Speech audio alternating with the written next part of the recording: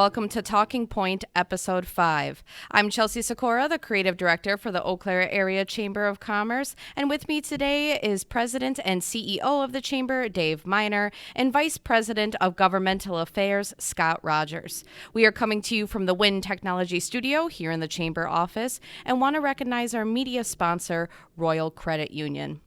And as the podcast name suggests, we have several talking points to get to. So, Dave, why don't you take it away? Well, thank you, Chelsea. As always, it's an honor to be here with you and Scott talking about the most critical things going on in the chamber world and in our community, because we are linked as one as we talk about these things. As we get going here today, we just wanted to do a brief update on what is happening since HSHS Prevea has closed and the hospitals now are locked. And just to but a little bit different focus of talking about some of the positive things that have taken place because of it. And again, they're not necessarily all going to address the shortages or what's happening, but it is important to focus on at times the good things that are happening. As I've said in many of my talks in Hintown and even in Madison, I believe one of the reasons why we've seen over a dozen companies contact us, want to move or expand in Eau Claire, is the fact that Eau Claire was on an economic boom prior to this. We saw historic numbers and building permits and everything, and I think that has a lot to say about where we are today. And so again, when we look at, over 12 companies are looking at expanding here. But what's great about those is they're all different. They're all going to take up different service lines that were provided by HSHS. And so as we look at, where healthcare is going to be 5, 10, 15 years from now, people will have more choices than just 2 or 3 hospital systems. And so we're going to continue with them. We're going to hope to see them grow. And certainly with Oakleaf as well. Over this last week and a half, we saw their most recent news, and they're expanding on and opening 4 clinics in the rural areas. So a lot of things are still happening. A lot of good things are taking place. Certainly, there's still a lot of questions. We know the demand on the ER rooms right now is extremely high. The task force is going to be looking at coming out with a campaign of how do you take more control in your healthcare? How do you think things through? Certainly with a trip to the ER, it's something we don't ever plan, but is there an opportunity maybe to go to urgent care or other things like that? So as we've been telling folks, please go to our website. You're going to find the most recent news that we have there. It's not over. We went into this knowing it's probably 2 years before all of the dust will settle and we'll really understand as a community where we're at. But again, the good news is we still have companies. This past week, Scott and I and Kaylin, we sat in our development team meeting with individuals from Visit Eau Claire and the city and Luke from the Economic Development Group. And there's still a lot of projects that are in the hopper, a lot of projects that are looking at coming. They've got 2 right now looking at the Gateway area on the north side of the community.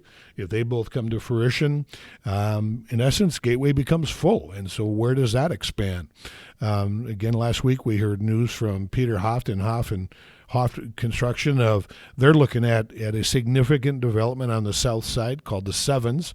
If that comes to life over time, it's over a $120 million project, largest our community will ever see.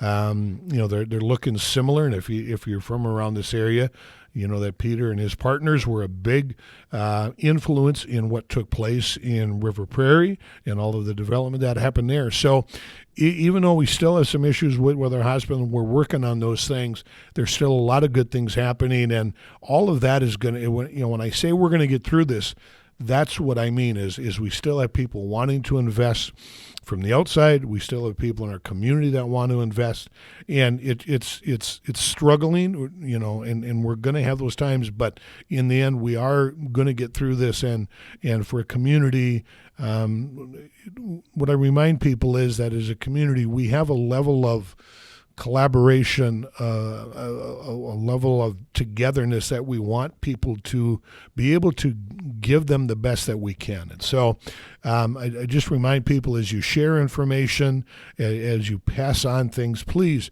make sure it's factual. Again, when we're talking healthcare, we're dealing with people's lives. We don't want to be passing on information that's third-handed from a second cousin, from somebody we don't know, or down at the coffee club. So please just be fair and double check everything that's told you.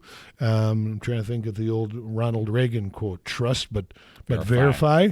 Yeah. There we go. Trust but verify, folks.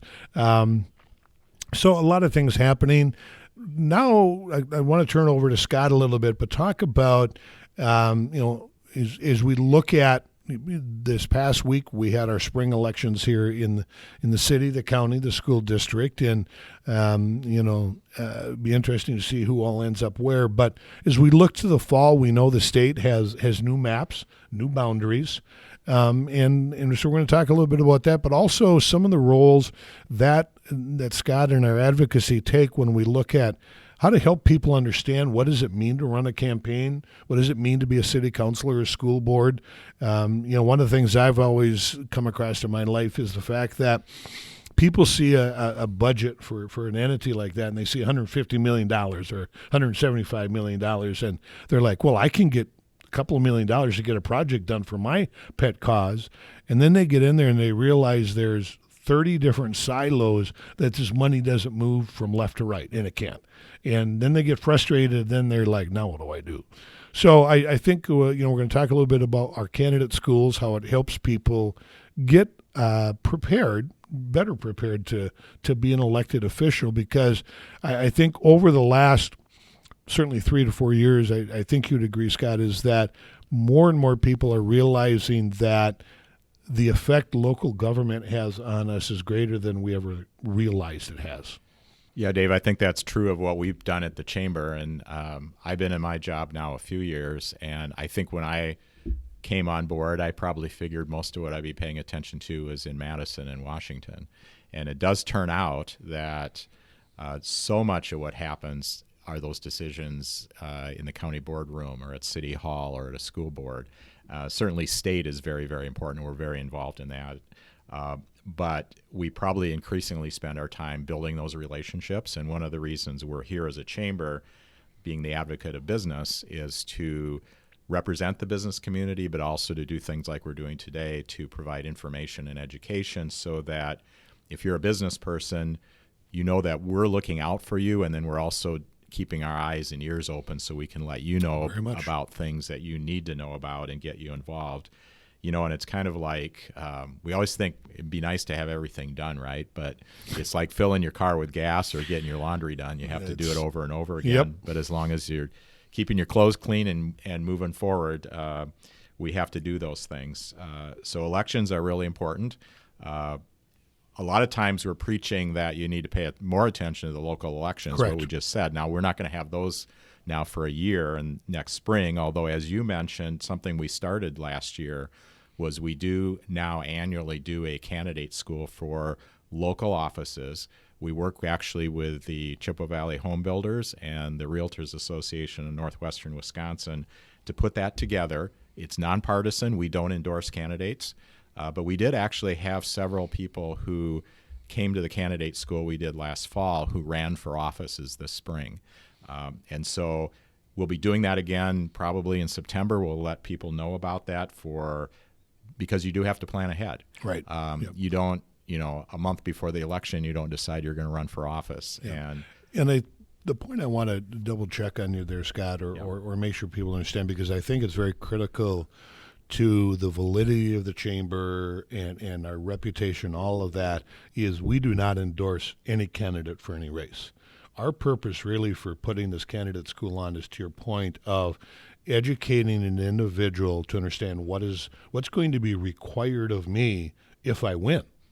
Again, a lot of people tend to file or do it because a bunch of people said I should, but no one ever really explains to the individual what it means. So I think it's important for people to understand our reasoning behind this as being part of a community is so people understand what am I getting myself into. Right, and we've been fortunate to have some very thoughtful people who've gotten elected, Yes. but it's important for them to understand that. And then one of the roles we do take on is to engage with them. A lot of public officials come to our Eggs and Issues breakfasts. Outside of that, we do one-on-one meetings with many of them, and what is important there is that we can be a resource for them if they've got an issue before them in the body that they're representing to say, okay, here's how it's going to affect our economy, and that's where we get involved. And then we also do opportunities for education, such as candidate questionnaires, or with legislative races, we'll probably be doing video interviews again, so that we can draw them out, have them say in their own words where they stand on some of the economic issues, and then have our investors and other people who are going to be voting know where they stand and make a good decision, hopefully, when they go in and cast their ballots. And I think, again, a point there is to make sure people understand that we're trying to be that sane middle, that you can come to us, whether you're an investor or not, because all of this does get loaded to our website, but you can come to us to get the qualified information. Again, trust but verify. What is being said? Is it the facts? Is it the truth?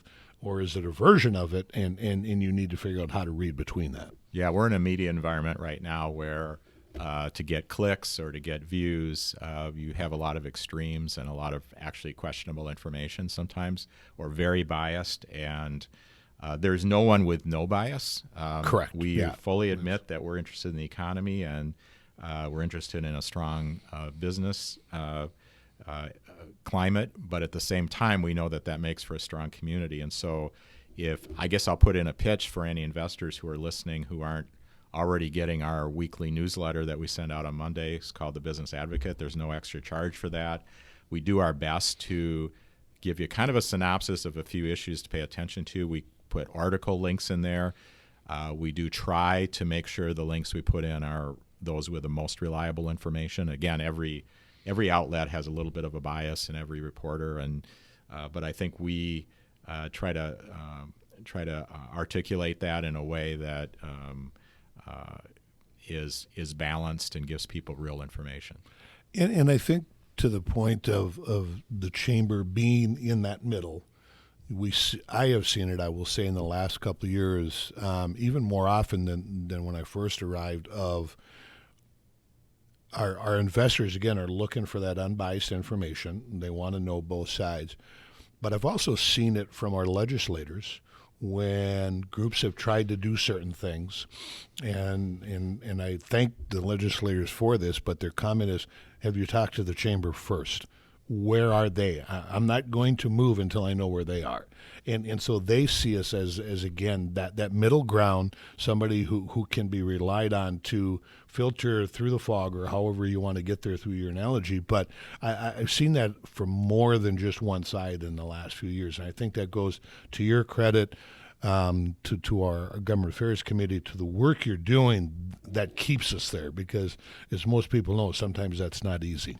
I think they know that we appreciate what they have to go through to get legislation passed, whether they're one of the frustrated minority that it's really hard to get something going, but some of them are very creative, or even if they're the majority, it's not automatic that something they propose is going to get through the legislature. And at our last Eggs and Issues in March, where we had the wrap-up of our legislative session, we actually had a really interesting discussion from some of our Republican legislators as to how they actually got a critical piece of legislation through by twisting some arms and all above board things, but things that they had to navigate the politics of the whole state.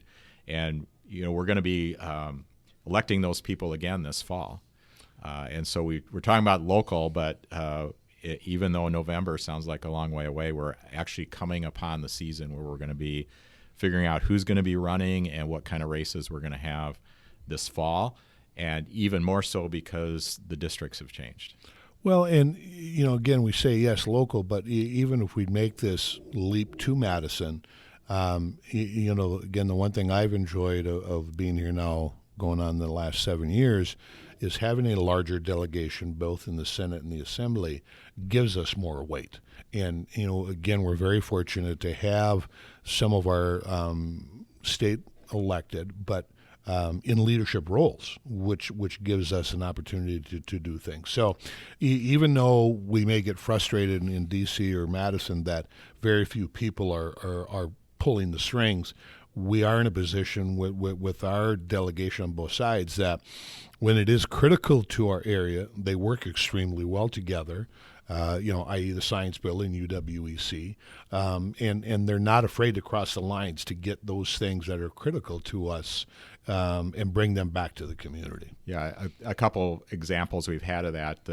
It's not in the ground yet, but we're going to be breaking ground on the UWEC Science Building, and actually the Stout Heritage Hall project is coming forward too. And those are both a result of our bipartisan delegation. We're very closely together, and in fact, going a little bit farther back, if you've been to a play at the Pablo Center, a big part of that was how many different parts of the community came together to make that happen. But there was some very significant work on the part of both parties in the legislature representing this area that got the state portion of that funding through that made that possible. So those are part of our downtown economic resurgence, which affects the entire region.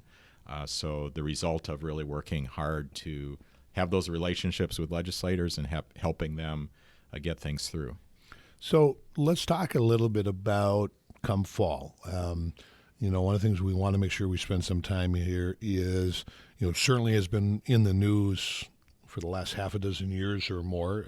Do we have gerrymandered lines? And, I've heard different opinions on this and different ways to say it. It's depending which side of the aisle on is whether they were gerrymandered or not. I've got my own personal views of what maybe the state should really actually look at someday. But once you touch base a little bit, Scott, on what it meant to change the lines, but how is that going to affect people in our area, not just our investors, but of course all the employees, 50,000 people that as a chamber we represent. What should they be doing to prepare themselves? Because, I would always, when we dealt with youth in my former chamber, I would always tell them one of the worst things you can do is walk into a voting booth and have no clue what you're voting for, because you can do just as much damage as you can help. So, making sure people get that information. And as you said, some people are going to say, oh, my God, this is April. I got till November to figure that out. Well, snap our fingers. Guess what? November's going to be here. And so walk us through a little bit about what this all means. Yeah, so a little bit of background. First of all, we do have redistricting on a regular basis because we have a census. And, the Constitution requires one man, one person, one vote. And so we have to, as population changes, we have to adjust the district lines every 10 years. So you might be saying, well, wasn't the census back in 2010 and or 2020 and didn't we just do that? And that gets into that whole controversy, which we won't spend time on right now. But there was a Wisconsin Supreme Court case. The Wisconsin Supreme Court ruled that the maps that were put into place in 2022 were unconstitutional, and they were going down the road of redrawing maps themselves unless the governor and legislature came together. And it turns out that the governor had proposed a set of maps and then there were several other proposals floating around, and I won't go into a lot of detail. The legislature, controlled by the Republicans, looked at those set of maps and said, well, we're going to get new maps, and in our view, the least bad map for us is the governor's map. And certainly the governor couldn't not sign the maps he proposed. Yeah. So we actually didn't end up having the Supreme Court decide on the maps. We ended up having the legislature pass the governor's maps. They did it just in time, so those maps are in place right now. They have gotten posted on the legislature's website. And I'll talk a little bit about how to figure that out. But, kind of going to your story, you don't want to be – you might even be somebody who's kind of aware, right? You might live in Altoona and be aware of who your state legislator is now. And then you go into the voting booth in November and like, what? Who is this? Because some of those maps are in the right voting booth. There you go. So what's happening now is – the way the process works, you have to get signatures to get on the ballot. So if you're running for the Assembly or the State Senate, actually if you're running for U.S. Senate or Congress, all these things, there's a period between April 15 and June 1. You have to go out and get signatures to get on the ballot. So that means we're in that period coming up now where if somebody's running for the Assembly or one of the even-numbered districts in the State Senate, they have to go out and get those signatures to get on the ballot. And so then what happens is there's a partisan primary on August 13th, and then the election is November 5th. So what's happening now is people are looking at those maps. You've got incumbents saying, do I still want to run because my district changed, or I'm in a different district, things like that. And so we're going to see all that strategizing going on, and we'll know come June 1 who is going to be on the ballot for August. Now, what still can happen is if two or more people from the same party file for the same seat, then you have a primary in August to decide which of them will be on the fall ballot. And there's still a primary even if there's only one person on it. But we've already heard some talk of, I think on both sides, our legislators are going to even have to move. Well, if they want to keep a seat, they might end up having to move to a different area. Right. So there was quite a change around Eau Claire because before the city of Eau Claire is about the same size as a legislative district. And so we had the city of Eau Claire being one district. Jody Emerson, a Democrat, currently has that district, which is District 91. The new map splits Eau Claire up. The east side of Eau Claire is now District 91 and goes out to Altoona and to a little bit farther to the east. The new 93 is the west side of Eau Claire and goes to the southwest. And then if you're in this part of the city of Eau Claire that is in Chippewa County, like around the airport, you are now District 92, which goes from Menominee to Chippewa Falls. And so that's a different district number, first of all, for people in Menominee and Chippewa Falls. Okay. The current, this really sounds confusing, but the current District 28 legislator in the Assembly is Clint Moses from Menominee. But now he lives in District 92 instead of 28.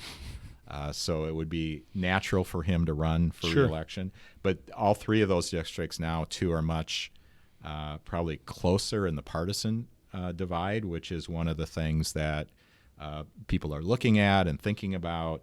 And there is some thought that there will be a change there's even a potential change in the party control. Another example would be Representative Karen Hurd, who currently represents the 68th district from Fall Creek. She's not anywhere near the new 68th district. She's now in the 91st, but the 69th, which is just east of there, is an empty district, and much of the 69th is what is currently her district. So she has decided to move into that district and run there this fall. Okay. Other interesting things happen. This is an interesting aside for people who've been around here for a long time. You may remember Rob Krybeck, yes, who served until 2007 and for many years was in the legislature when he lived in Eau Claire and was in District 93. Well, 9 years ago, he became the director of the New Richmond Chamber of Commerce, which is an area actually near where he grew up. And the new District 28, which is where he lives, does not have an incumbent. And he has just announced that he's going to run for the Assembly from District 28 from New Richmond. So you see these kinds of, to the north of us, Dave Armstrong, who is from Rice Lake, represents the current 75th. The 67th got withdrawn. He's in the 67th now. But Rob Summerfield, who currently represents 67th, is now in the 68th. So anyway, there's these decisions going on by all of these legislators. The other one that's really interesting is that every Senate district is 3 Assembly districts. So 91, 92, and 93 are one Senate district, District 31 in the Senate. Currently, that's Jeff Smith, a Democrat. Okay. Jesse James, who currently represents District 23, is now in the 91st with Senator Smith.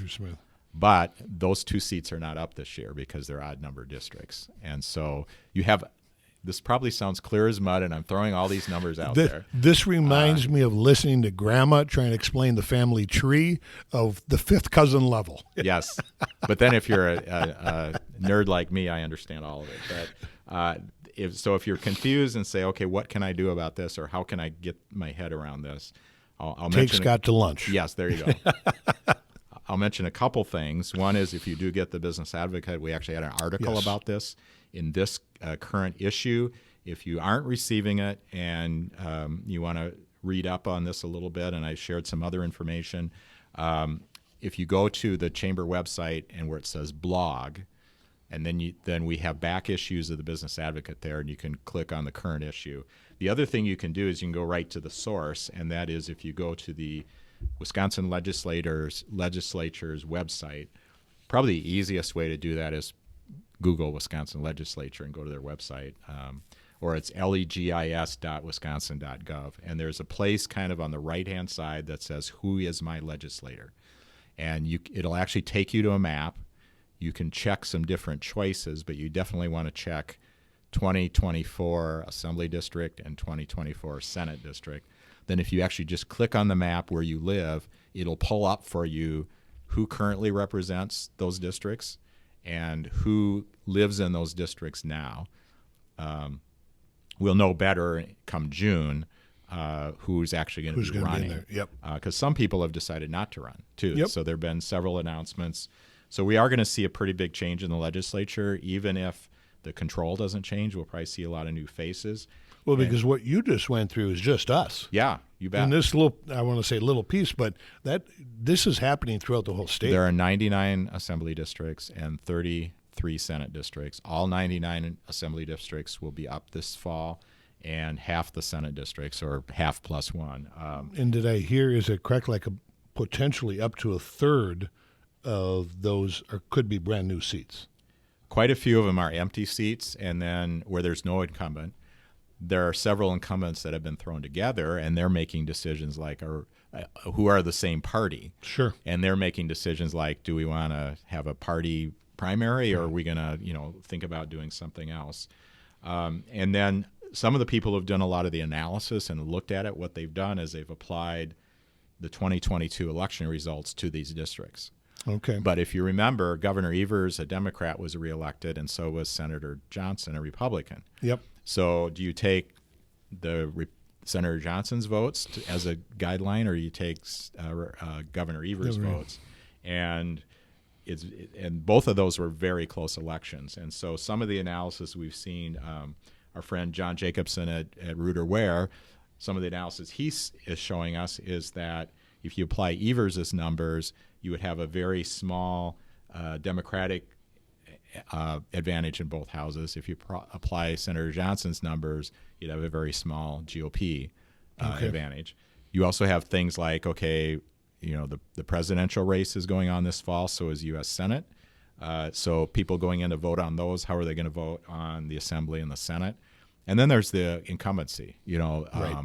Somebody who is running, and even though their district might look like it has a partisan advantage, they might be the other party, and they have enough trust or incumbent advantage that they'll still win re-election. So those are a lot of wild cards, but there'll be more to come, and we'll be learning a lot more how this might all turn out.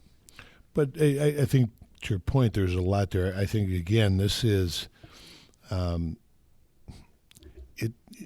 it's incumbent of the individuals again to pay attention and to learn, who do I want to vote for? Because one of the things that in Wisconsin that always I've disagreed with is in the primaries. Again, voted last week.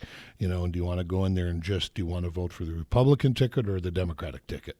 And by doing so, at times it prohibits me from voting for who I believe the best person is. And again, I know it's step one, but it's just it's. I guess my point is, I think it's important for people to know, again, when they walk into that voting booth, what are you voting on and who are you voting for? What are their ideals? And believing that I'm going to find an individual that is going to only vote on one issue is not maybe the best idea of what you should be doing. But looking for that individual, that how do they represent my thoughts as an individual, my beliefs on an overall scope, and not just simply one issue. Yeah, we could do a whole program on that. Yes, we could, and we just might. There are many people who feel strongly that we have the right system and that we have the party primaries to move people to the fall ballot. There are other proposals out to do things differently. A couple states, Maine and Alaska, have changed their voting system to ranked choice. Actually, Senator James, a Republican, and Senator Smith, a Democrat, were among the lead sponsors of a bill that didn't pass to do a different kind of system here that would have more of an open type primary. So though there's lots of things floating around like that, the arguments for them are that it would do what you said, is give people an opportunity to vote more for the person than the party. There's others that say the parties, stand for certain things, and you want to keep within the party how you nominate people. So that would be an interesting debate, and we could have a program on that. I was going to say, I think we could have a very great program simply in the fact of, are the parties doing what they should be doing? Maybe we invite Mr. Frank and a few others in here someday to have that great conversation. Yeah, we have some great insights. I mentioned John Jacobson before, and John Frank is a member of our Government Affairs Committee. John was taught at CVTC for many years, and before that was Chief of Staff for Congressman Gunderson, and has a very great perspective on some of these things. And there's always things to talk about and to consider in those things, but I think a lot of the criticism that comes from the chamber and our colleagues at the U.S. Chamber who have to deal with Washington see that a lot. And we have talked about some of our legislators who have worked very hard within their system to get legislation across. And particularly in Washington, we're seeing a fair amount of performance legislation and people who just want to have their names in the news and don't necessarily advance the ball at all for their point of view. They're just out there to get clicks and things like that. Yeah, and that's unfortunate because, again, at the end of the day, it's we need action on these things.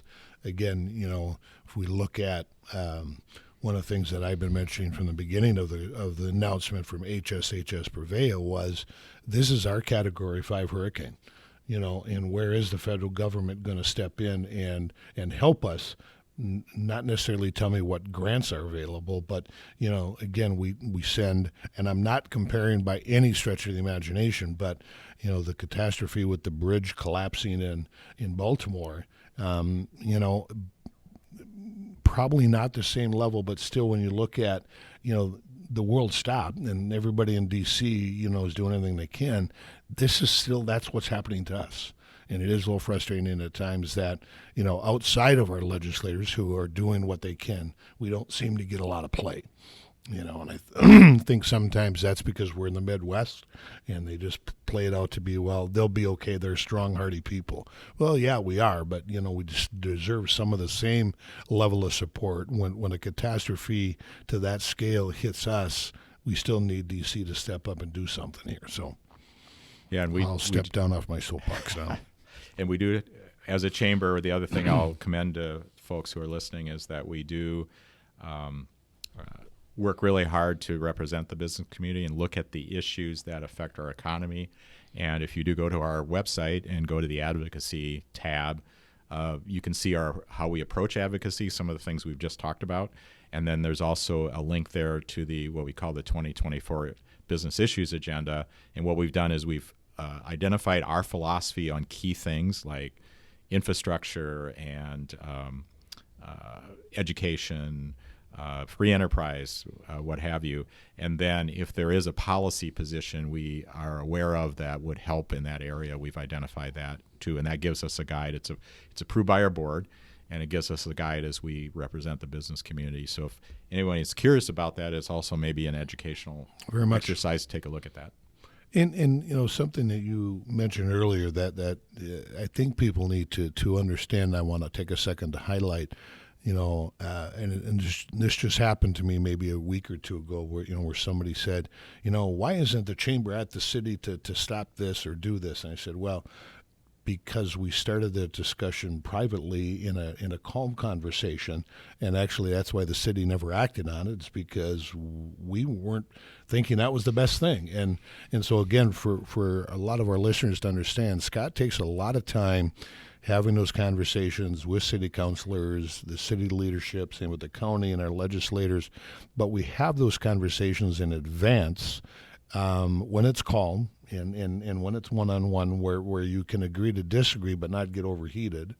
And a lot of times that prevents things from happening then on the city council floor or on the county board floor of, as I said earlier, when we have a state legislator that says, have you checked with the chamber on how they feel about this?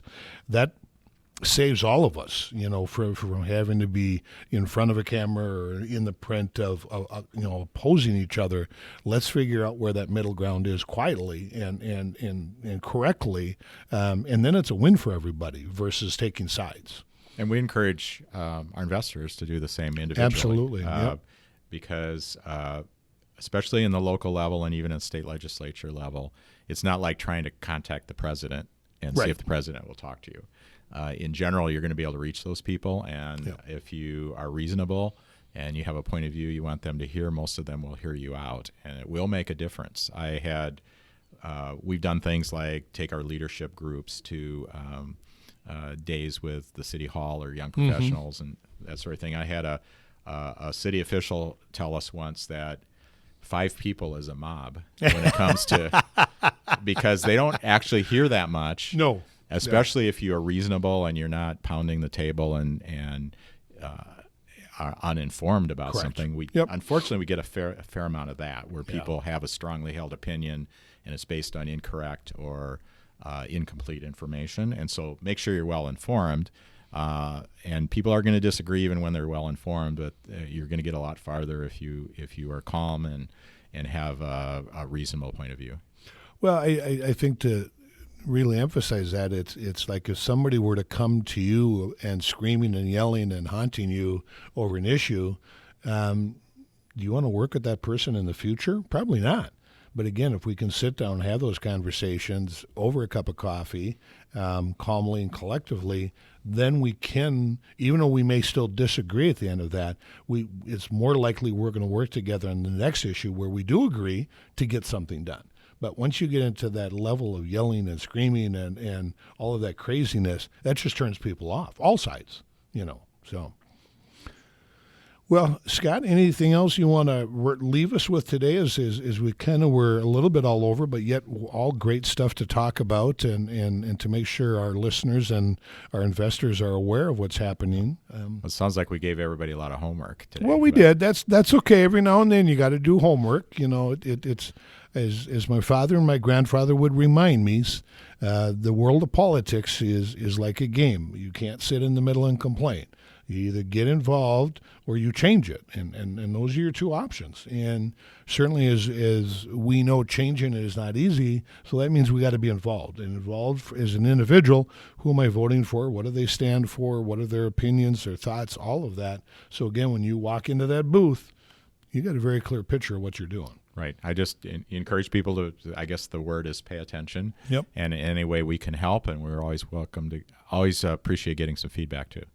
And again, I would just remind folks, if you want to just come to the candidate school in the fall and learn about and do nothing with it, there's nothing wrong with that.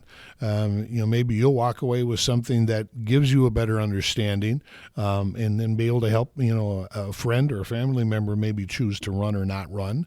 I've said it for over 4 years. God bless anybody who wants to put their name on a ballot and run. Certainly even more today than ever. We need to have that level of respect for those individuals, no matter how much we disagree with them. But give them some respect for putting their name out there. So again, pay attention to what's going on. Always use us as a resource to our website. Either email, call Scott or I or anybody in the staff will be glad to share what we know, what's going on. And as we move forward, we hope you enjoy these podcasts and that you find them educational. So as we wrap this one up, I'm going to turn it over to our executive producer, the one who really makes us all sound and look so great here at the Chamber, Miss Chelsea Seckora. We should really call this podcast Info Dump because I'm sitting here just consuming everything, the details that Scott shared, and I need to be educated. So thank you, Dave. Thank you, Scott. And thank you to our listeners. And with that, thank you to our media sponsor, Royal Credit Union, and we'll catch you all in the next one.